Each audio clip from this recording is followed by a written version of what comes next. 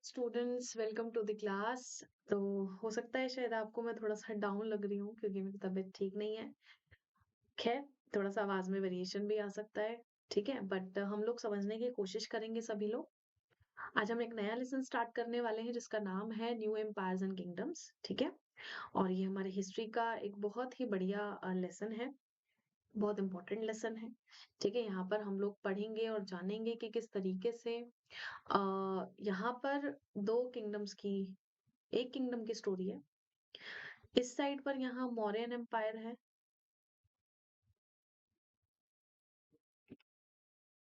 और यहाँ पर है गुप्ता एम्पायर। ठीक है, जब मौर्यन एम्पायर खत्म हुआ, ठीक है, उसके बाद शुरू हुआ गुप्ता एम्पायर। तो ये जो गुप्ता एम्पायर था, ये जो गुप्ता एम्पायर था, that was the golden era, golden era in India. तो बस इन्हीं सब डिटेल्स के बारे में हम सब यहाँ पर आज पढ़ेंगे, समझेंगे और जानेंगे।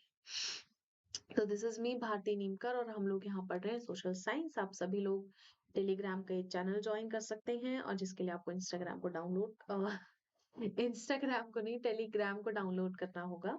तो चलिए शुरू करते हैं। सबसे पहले हम जानते हैं, देखिए हमें किसी भी चीज की जानकारी जब मिलती है कहीं से, वो कहीं ना कहीं स्क्रिप्ट्स में से, किसी बुक में से या कुछ ऐसे सोर्सेस हमारे पास होते हैं जहां से हमें कोई ना कोई इन्फॉर्मेशन मिलती है ना, तभी तो हमें हिस्ट्री पता चलती है। तो उनको क्या कहा जाता है? उनको कहा जाता है प्रशस्तीज।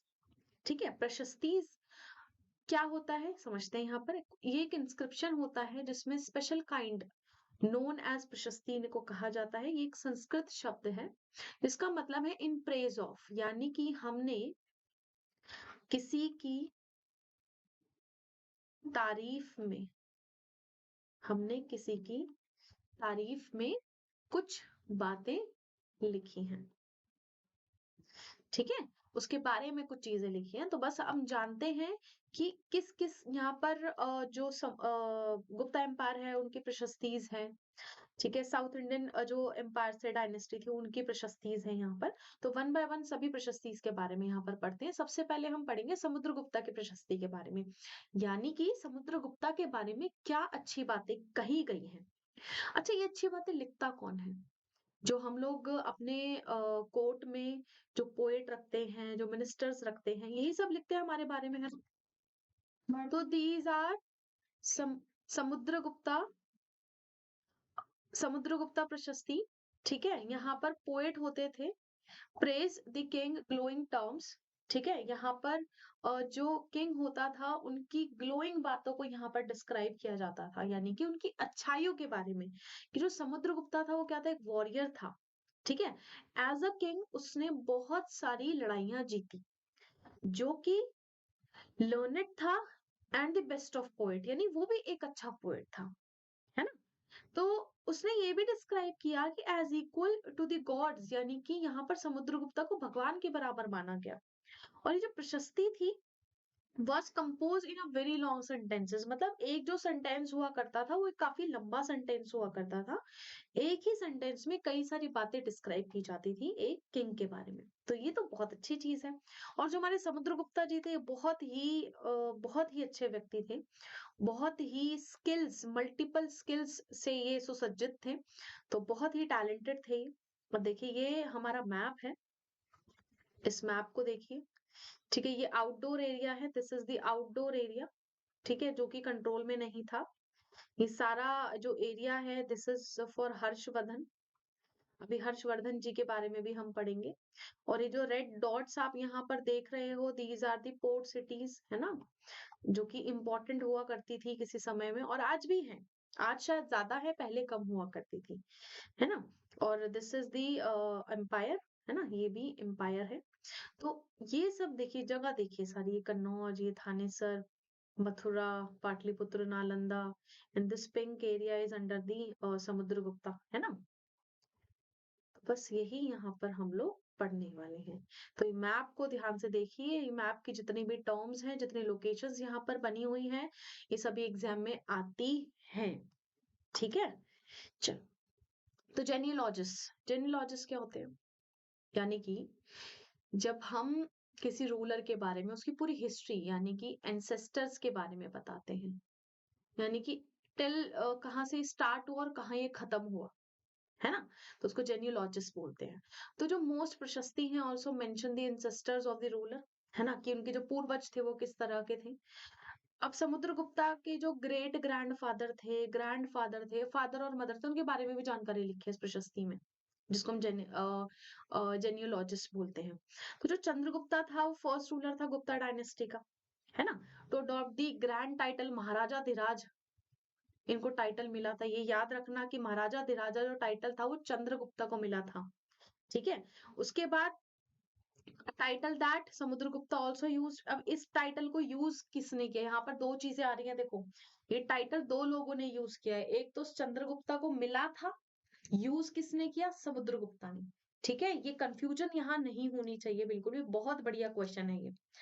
अब कुछ नए एम्पायर किंगडम्स यहाँ पर सेट हुए। देखिए पहला एम्पायर देखिए, मैंने अभी स्टार्टिंग में बताया था कि ये जो गोल्डन एरा शुरू हुआ, पहले मौर्यन एम्पायर था, फिर यहाँ पर गुप्ता एम्पायर आया, है ना? तो देखो मौर्यन एम्पायर देखो कितना बड़ा है, बहुत ही बड़ा एरिया जो मौर्यस थे उन्होंने कैप्चर किया, उसको बढ़ाया, उसके ऊपर रूल किया। तो एक टाइम के बाद ये जो रूल था, ये जो एम्पायर था, डिक्लाइन होने लगा, फ्रेगमेंट होने लगा। कई रीजंस इसके रहे जो कि आपने अपने कई पिछले लेसन्स में पढ़े होंगे। सिमिलरली अभी देखिए जो पर्पल एरिया आप देख रहे हो, सारा all purple area is belong to the Gupta empire. ठीक है, 320 बी 320 सी से 500 ये 550 सी तक था, और ये 250 बीसी तक था। ठीक है, तो समुद्र जो गुप्ता का जो एम्पायर था, मतलब गुप्ता एम्पायर जो था काफी बड़ा नहीं था बट बहुत स्ट्रॉन्ग था। With third century AD new powerful kingdom called Gupta dynasty emerge, ये इमर्ज हुआ। ठीक है, नया एम्पायर आया। तो गुप्ता एज में ये 320 540 एडी, मतलब इस समय तक जो भी पीरियड था वो गुप्ता एज को बिलोंग होता है, जिसे हम गोल्डन एज कह सकते हैं इंडियन हिस्ट्री की, क्योंकि यहाँ पर बहुत तेजी से डेवलपमेंट हुई, है ना? इन फील्ड ऑफ आर्ट, आर्किटेक्चर, है ना, लिटरेचर, फिलोसफी, ट्रेड, साइंस और एग्रीकल्चर, मतलब इन सभी चीजों में भारत ने बहुत तरक्की की और बहुत आगे गया और बहुत सारी चीजें हम लोगों ने इन्वेंट की। तो source of knowing about Gupta are archaeological and literary source, obviously archaeological sources से और हमें लिटरेरी सोर्सेस से, जिनसे हमें ये लेसन बना है आपका, ये भी वहीं से बनाया गया है जो लिटरेरी सोर्सेस कलेक्ट किए गए हैं। ठीक है, तो जो आर्कियोलॉजिकल सोर्सेस हैं of Gupta include the rock cut temple, जैसा जनता प्रज्ञा प्रशस्ति पिलर, है ना, जो कि इलाहाबाद में बनाए गए। किसके द्वारा बनाए गए? पोएट हरि सेना के द्वारा बनाए गए। कॉइन्स और लिटरेरी सोर्सेज, जो कि अदर सोर्सेज इंफॉर्मेशन है। कॉइन से भी बहुत सारी जानकारी मिलती है कि कॉइन के ऊपर क्या होता है, कॉइन के ऊपर इंस्क्रिप्शन होते हैं कि किस राजा के समय में बने, कौन सा जानवर यहाँ छपा हुआ है, कौन सा आदमी यहाँ छपा हुआ है, आदमी छपा है तो उसने किस तरह की ड्रेस पहनी हुई है, वगैरह वगैरह वगैरह। तो दीज इनक्लाइज गोल्ड जो था, इनक्लिज गोल्ड जो थे, तो silver coin issued by Samudragupta, Samudragupta ने सारे कॉइन इशू किए थे।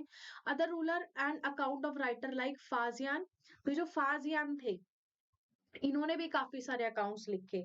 मतलब जो चाइनीज ट्रैवलर थे वो भारत के इतिहास में, भारत की कई गतिविधियों में बड़ा ही दिलचस्पी वो लिया करते थे और भारत कई बार आया करते थे। कुछ सोर्सेस लिए गए हैं कालिदासा से, रघुवंश से, मेघदूता से, अभिजाना शकुंतलम से। ठीक है, तो इन सभी बुक्स में डिस्क्राइब किया गया है हमारे प्रिय समुद्रगुप्ता जी को। तो ये देखिए कॉइन्स हैं, ये देखिए हॉर्स बना हुआ है ना, ये राजा बना हुआ है। अब राजा देखो किस तरीके से बना हुआ है, इसके आसपास पीछे क्या आपको ड्राइंग्स दिखाई दे रही है, बर्ड बना हुआ है ना। इसमें देखिए ये ड्रेस कुछ तरीके की पहनी है, माइट भी तलवार हो सकती है इसके सर पे, टोपी देखिए किस तरह की इसने पहनी हुई है। तो ये सभी चीजें कुछ ना कुछ इंडिकेट करती हैं, कुछ ना कुछ हम लोगों को समझाती है, जिससे हमें बहुत सारी इंफॉर्मेशन मिलती है। ठीक है, अब जो गुप्ता एम्पायर के रूलर्स थे वो क्या थे? Shri Gupta is suppose to be the founder of Gupta dynasty. तो फाउंडर कौन था यहाँ का? श्री गुप्ता। ठीक है, फर्स्ट पावरफुल रूलर था चंद्रगुप्ता वन। जो कि श्रीगुप्ता के बाद आया। ठीक है। Who was ascended the throne in 320 AD, his matrimonial alliance, matrimonial मतलब इसकी जो शादी थी या फिर मैरिज इंग्लिश में अगर हम लिख दें, तो वो कहाँ हुई थी? लिच्छावी में। लिच्छावी की प्रिंसेस से इसकी शादी हुई थी, और ये इसका एक टर्निंग पॉइंट बन गया किसकी? गुप्ता एम्पायर की हिस्ट्री का। लिच्छावी कहाँ है? ये देखो यहाँ, ये रहा, दिस इज लिच्छावी। ठीक है, आगे चलते हैं। नेक्स्ट पावरफुल रूलर था वॉज अ सन समुद्रगुप्ता, जिसकी बड़ी ग्लोरीज जो थी, कॉन्क्वेस्ट थे, मतलब डिस्क्राइब किए हुए हैं कई सारे पिलर्स पर। किसने किए? हरिसेना। तो हरिसेना का नाम जरूर याद रखना। ये किसका कोर्ट पोएट था? समुद्रगुप्ता का। ठीक है। द नेक्स्ट पावरफुल रूलर था वो Chandragupta Vikramaditya, who expanded and strengthened the Gupta empire. तो इसने बहुत ही अच्छे से क्या किया? जो गुप्ता एम्पायर था उसको एक्सपैंड किया, उसको बढ़ाया, उसकी स्ट्रेंथ बहुत ज्यादा इंप्रूव की। विक्रमादित्य क्या है? विक्रमादित्य इसका टाइटल है, जैसे उसको मिला था महाराजाधिराज, इसको मिला विक्रमादित्य। ठीक है। ही ऑक्यूपाइड सका टेरिटरी फाई and visited India in his rule. उसने सकाज, जो शकाज थे ना, उनकी टेरिटरी को क्या कर लिया था? कैप्चर कर लिया था। ठीक है। जहां पर जो फाहियान थे वो इंडिया में घूमने के लिए आए थे उस समय में, उस समय इनका वो चल रहा था, रूलिंग चल रही थी शकाज की। तो ये मिस्टर फाहियान है, फाहीन। ठीक है। देखिए किस तरीके का, देखिए इनका ड्रेसिंग सेंस देखिए, इन्होंने प्रॉपर रोब पहना हुआ है, यहाँ पर एक मतलब ये टाई किया हुआ है, इसको नॉट की हुई है, हाथ में इनके एक स्टिक है, बैम्बू स्टिक है ना। इनकी कैप देखिए किस शेप की बनी है, इनके शूज देखिए, उनकी स्लीव्स देखिए काफी लंबी और ब्रॉड हैं। तो this is kind of lifestyle और द ड्रेस दे कैरी, है ना, एट दैट टाइम। और आई थिंक चाइना में आज भी ऐसी ड्रेसेस पहनी जाती हैं ऑन दी ओकेजन्स, है ना, जब कुछ ओकेजन होता है। अब जो गुप्ताज थे उनका बच्चों एडमिनिस्ट्रेशन बहुत ही बढ़िया था। मतलब जिस तरीके से उन्होंने पूरे इलाके को, पूरे एम्पायर को संभाला होता, दैट वाज काबिल तारीफ। तो जो सेंट्रल गवर्नमेंट जो थी वो headed by the king who was assisted by minister, जैसा कि होता है कि ये पीएम है, बाकी पीएम के सारे मिनिस्टर्स हैं, है ना। गुप्ता एम्पायर हैड सेवरल देशा और प्रोविंस हेडेड बाय द उपारिका। तो यहाँ पर देश बने होते थे एम्पायर में, यानी कि छोटे छोटे प्रोविंसेस बने होते थे जिनको उपारिका हेड करते थे। मतलब यहाँ पर हेड कौन हुआ? उपारिका हुए। किसका हेड हुआ? प्रोविंस का। ठीक है। जो लोएस्ट लेवल ऑफ एडमिनिस्ट्रेशन था वॉज डिस्ट्रिक्ट और अ ग्रुप ऑफ विलेजेस, जिसको हेड करते थे कौन? ग्रामाध्यक्षा। यानी कि जो ग्रामाध्यक्षा है वो हेड हैं किसके? विलेजेस के। ठीक है। Uparika is the head of province and Gramadhyaksha is head of किसका? विलेज का। ठीक है। मिलिट्री सिस्टम और भी जबरदस्त। Military system was developed on the scientific lives like the Mauryas. तो मौर्यास का भी जो मिलिट्री सिस्टम था बहुत ही जबरदस्त था, बहुत अच्छा था। तो जो महासेनापति थे वो एक इम्पोर्टेंट रोल प्ले करते थे। वो जो कॉन्टिजेंट्स थे कैवलरी और एलिफेंट के, उनको हेड करते थे, उनको रूल करते थे। उनके कहने पे ही वो आगे काम करेंगे, अदरवाइज नहीं करेंगे।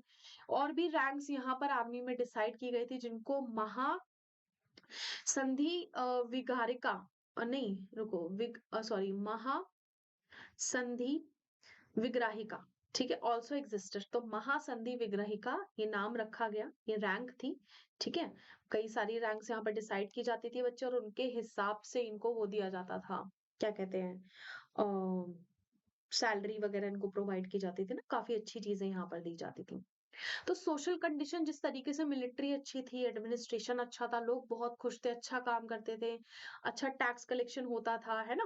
तो यहाँ पे सोसाइटी वो 4 वामास पे डिवाइडेड थी, यानी कि ब्राह्मण, क्षत्रिय, वैश्य और शूद्र। मतलब ये शुरू से चला आ रहा है और आई थिंक चलता रहेगा। जो बचर्स थे और जो एग्जीक्यूशनर्स थे, बचर्स मीन्स जो लोग जो मीट काटते हैं, जो जानवरों को काटते हैं, उनको बचर्स कहा जाता है। ठीक है। जो एग्जीक्यूशनर जो मतलब गलत काम करते थे या फिर इधर उधर आना जाना, उनको बाहर सिटीज प्रोवाइड कर दी गई थी, भाई तुम बाहर रहो, तुम हमारे एरिया में नहीं आओ। तो जो ब्राह्मण्स थे उनको ग्रेटेस्ट रिस्पेक्ट प्रोवाइड की जाती थी, क्योंकि ब्राह्मण्स वर्दी सर्वोपरि और आज भी हैं। क्षत्रिय जो थे उनको भी बहुत हाई स्टीम, एक बहुत अच्छी रिस्पेक्ट से उनको देखा जाता था। बहुत पावर थी उनके पास, बहुत प्रेस्टीज थी जो कि वो लोग एंजॉय करते थे। और शूद्रास जो थे उनको भी मतलब बाहर ही, कंट्री के आउटसाइड ही रखा जाता था, आई मीन सिटी के साइड में रखा जाता था, ताकि वो लोग सिटीज में एंटर ना करें, और जो ये ब्राह्मण क्षत्रिय और वैश्य लोग हैं इनका जो धर्म धर्म है वो भ्रष्ट ना हो, या फिर कोई भी ऐसी एक्टिविटी ना हो जिससे किसी का कोई नुकसान हो या फिर कोई कॉन्फ्लिक्ट क्रिएट हो। ठीक है, अब इस समय भी जो स्लेवरी थी, यानी कि जो दास दासी थे, वो प्रेवलेंट था, और जॉइंट फैमिली सिस्टम यहाँ पर चलता था। हिंदू प्राइवेट लाइफ का मतलब एक बहुत ही इंपॉर्टेंट फीचर था, आई थिंक, जो आज भी चलता है ना। पॉलीगैमी चलती थी। पॉलीगैमी मतलब एक जो व्यक्ति है, एक आदमी, वो कई सारी औरतों के साथ शादी कर सकता है। जैसे राजा की होती थी 100 रानियां समथिंग, ऐसा कुछ, तो इसको पॉलीगैमी कहते हैं। सती चल रहा था। ठीक है, स्टार्ट हुआ था, मतलब कि भाई अगर किसी के हस्बैंड के, देखिए यहाँ पर ये इसका हस्बैंड है, इसकी डेथ हो गई, तो ये जो उसकी वाइफ है वो भी उसी के साथ जिंदा उसको जला दिया गया। अगर वो नहीं जलाई जाती, ये वो मना करते तो उसको जबरदस्ती उठा के आग में डाल देते थे, कि मतलब आपको ऐसा करना ही पड़ेगा, आपकी कोई लाइफ नहीं है विदाउट योर हस्बैंड। खैर, अब ऐसा नहीं होता। साइंस एंड टेक्नोलॉजी में हमने बहुत ऊंचाइयां प्राप्त की उस समय। तो study of science made great progress, है ना। विज्ञान तो हमें मतलब पता नहीं क्या कौन कौन सा ज्ञान देता, हम भी नहीं समझ पाते शायद। तो एस्ट्रोनॉमर्स, मैथमेटिशियन जैसे आर्यभट्टा, है ना, वरहा महिरा, इनके काम बहुत ज्यादा मतलब नोटेबल थे, नोटिस किए गए, और आज तक हम लोग इनकी जो लर्निंग्स है, जो इनकी रिसर्च है, उस पर काम कर रहे हैं, उससे सीख रहे हैं कि किस तरीके से इन्होंने काम किया उस समय में, जबकि लैक ऑफ रिसोर्सेस थे, है ना। और आज तो हम इतने रिसोर्सेस के साथ है फिर भी कुछ काम नहीं कर पाते। तो Indian surgeon were well versed in dissection and plastic surgery. तो यहाँ पर जो सर्जन थे, चरक संहिता, चरक संहिता में लिखी है ना सारी सर्जरीज वगैरह कैसे परफॉर्म करते हैं, और किस तरह से दवाइयाँ मेंटेन की जाती है, किस तरीके से जो है ट्रीटमेंट किया जाता है। तो जो इसके वो थे, गुरु थे, वो थे सुश्रुत संहिता, सुश्रुत चरक, हाँ सुश्रुत चरक, तो ये उनका नाम था। ये वो सेंट थे, सर्जन थे, जिन्होंने ये बुक लिखी, और जिसके बेसिस पे आज हम सभी लोग ऑपरेशंस करते हैं आज तक भी। Art and architecture was very good at that time. तो यहाँ पर ये जो समुद्रगुप्ता राजा थे, ये मतलब डेडिकेटेड थे टू विष्णु, शिवा एंड पार्वती। तो इनके टेम्पल्स यहाँ पर बनाए गए, है ना। कुछ फेमस टेम्पल्स यहाँ पर बनाए गए, जैसे वतारा टेम्पल झांसी में है, विष्णु टेम्पल तेगावा में है, शिवा टेम्पल भूमारा में है। तो ये कुछ फेमस टेम्पल्स बनाए गए, मतलब इन लॉर्ड्स की रिस्पेक्ट में, कि भाई हम मतलब बहुत ज्यादा जो हमारी श्रद्धा है इन भगवानों के लिए काफी है। पेंटिंग्स ने एक नई हाइट यहाँ पर अचीव की, बहुत ऊंचाइयां यहाँ पर इन लोगों ने ली। तो बुद्धिस्ट केव्स इन अजंता बनाई गई, बाग केव्स बनाए गए ग्वालियर में, जो कि इस पीरियड से बिलोंग करते हैं, और रिप्रेजेंट करते हैं एक्सीलेंट इंडियन आर्ट। जो इंडियन आर्ट है वो कितनी ज्यादा एक्सीलेंट है, राइट, वो कितनी ज्यादा अच्छी है। मतलब हम लोग आज के इंजीनियर शायद इतना अच्छा काम नहीं कर सकते जिस समय जो इंजीनियर्स उस समय करते थे, मतलब बिना पढ़ाई के, बिना डिग्री के, है ना, बिना किसी नॉलेज के, बट वो अच्छा काम करते थे, है ना, दिल से काम करते थे। तभी तो हम सब पैसे कमाने के लिए काम करते हैं, है ना। ट्रेड और रिलीजन की बात करते हैं, तो यहाँ पर जो इंडिया था उसके ब्रिस्क ट्रेड रिलेशन थे with through Persian Gulf and Red Sea. Persia में हमारा बहुत सामान जाता था, सबसे ज्यादा स्पाइसेस, है ना, बहुत फेमस थे ये सभी। फेमस पोर्ट जो था कल्याणी था, बरोच था, कैम्बे था, और ताम्रलिप्ति था। तो इन सभी पोर्ट्स को नाम याद रखना, ये सभी मैप में आते हैं एग्जाम के अंदर। ठीक है। Ship building industry was at its peak. तो यहाँ पे शिप बिल्डिंग इंडस्ट्री जो थी वो भी अपने पूरे चरम पे चल रही थी, यानी कि यहाँ पर अल्टीमेटली सारे काम बहुत अच्छे चल रहे थे, हर चीज में तरक्की हो रही थी, हर चीज आगे बढ़ रही थी, और हमारा देश भी आगे बढ़ रहा था। फिर गुप्ता पीरियड में जो बुद्धिज्म और हिंदुइज्म था वो बहुत फैला, इसको बहुत मतलब प्रचार इसका मिला। ठीक है, डोनेशन दिए गए मंदिरों की मेंटेनेंस के लिए, लोग दान करते थे, राजा बहुत बहुत दान करते थे। संस्कृत लैंग्वेज उसके परफेक्शन तक पहुंच गई थी, मतलब लोग उसको सीख रहे थे, पढ़ रहे थे, समझ रहे थे, उसका प्रचार हो रहा था खूब ज्यादा। तो आफ्टर 468 एडी में जो गुप्ता एम्पायर था वो डिक्लाइन होने लगा और कोलैप्स हो गया 6th सेंचुरी के मिडल में। ठीक है, आगे चलते हैं, होपफुली समझ आ रहा होगा सभी को। उसके बाद आए हमारे नए किंग जिनका नाम था हर्षवर्धन। तो हर्षवर्धन एक बहुत ही अच्छा राजा था। ठीक है, पर वो बहुत ज्यादा टाइम तक नहीं चल सका और बहुत ज्यादा एरिया वो अपने अंडर कैप्चर नहीं कर पाए। लेकिन जानते हैं उसके बारे में, गुप्ता एम्पायर जब डिक्लाइन हुआ तो छोटे स्मॉल स्मॉल किंगडम्स वापस से अराइज हुए, जिसमें एक किंगडम था जिसका नाम था थानेश्वर, जिसको वर्धन डायनेस्टी रूल करती थी। वर्धन डायनेस्टी का सबसे बढ़िया रूलर था हर्षवर्धन। हर्षवर्धन ये है, ये जो रूलर था बच्चों, मतलब इसने जब ये राजा रहा और राजा बनने के बाद, मतलब हमारे लाइफ में ना एक ऐसा पॉइंट आता है जब हमें लगता है कि शायद ये सारी चीजें हमारे लिए यूज की नहीं है, these all things are useless. तो इस व्यक्ति ने क्या किया, इस राजा ने अपने जो कपड़े थे, जो कपड़े इसने पहने हुए थे, वो कपड़े तक दान कर दिए थे कि ये सब मोह माया है, हमें कुछ नहीं चाहिए, वी जस्ट नीड साल्वेशन, हमें पीस चाहिए, है ना। इन सब चीजों के पीछे जब हम भाग रहे थे, ये चीजें नहीं चाहिए हम किसी को भी। तो हमें अगर कुछ करना है, हमें कुछ बनना है, तो हमें क्या करना है, हमें लोगों की सेवा करनी है, बुद्ध धर्म का प्रचार करना है। तो इन्होंने भी बुद्ध धर्म अडॉप्ट किया उस टाइम पे, है ना। तो जो इनके कोर्ट पोएट थे उनका नाम था बनभट्टा, ये नाम जरूर याद रखना, बनभट्टा। ठीक है, या बाणभट्टा इनका नाम था। और इन्होंने इनकी बायोग्राफी लिखी जिसका नाम था हर्षचरिता। ये किताब का नाम भी याद रखना, जरूर जरूर आता है, और ये संस्कृत में लिखी गई थी। ठीक है, यहाँ पर भी जेन्योलॉजी यहाँ पर दिखाई गई हर्षा की, कि किस तरीके से इनके जो पूर्वज थे वो आए, क्या क्या उन्होंने किया, इनके मदर फादर ब्रदर सिस्टर जो थे यहाँ पर। अच्छा, जो हर्षवर्धन राजा था वो बड़ा बच्चा नहीं था। That means he was not the eldest son. ठीक है, वो एल्डेस्ट सन नहीं था, वो छोटा था। तो ये राजा कैसे बना कि इसके फादर की, जो हर्षवर्धन थे उनके फादर की, और जो उनके ब्रदर्स थे उनकी डेथ हो गई।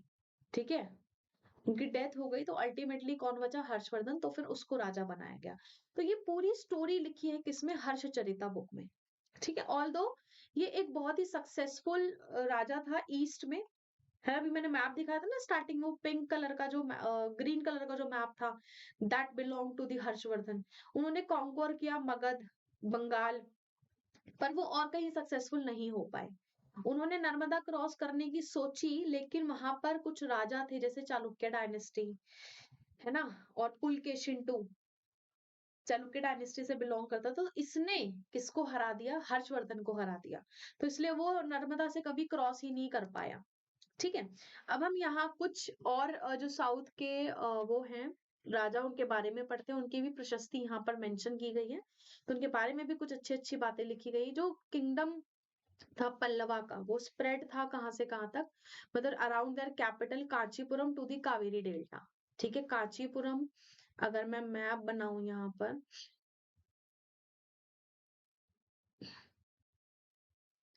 Kanchipuram is here to the Kaveri delta, यहाँ तक कुछ इतना इनका हो रहा। ठीक है, किंगडम पल्लवास का।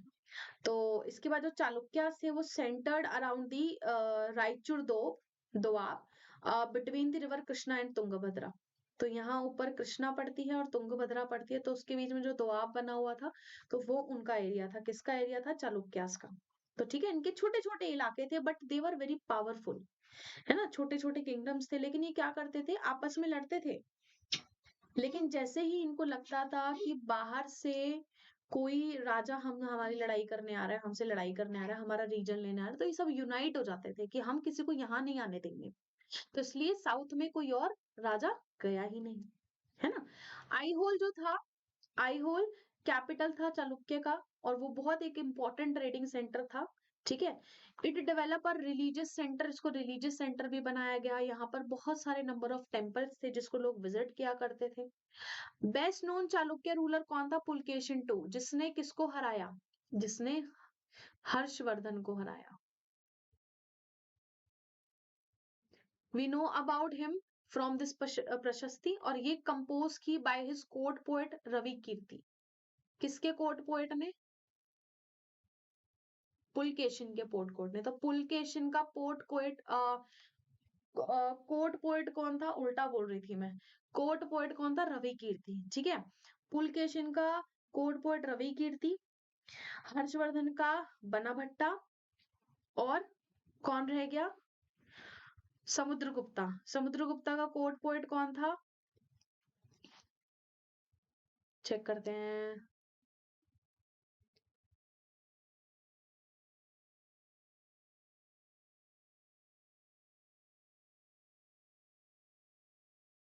समुद्रगुप्ता का था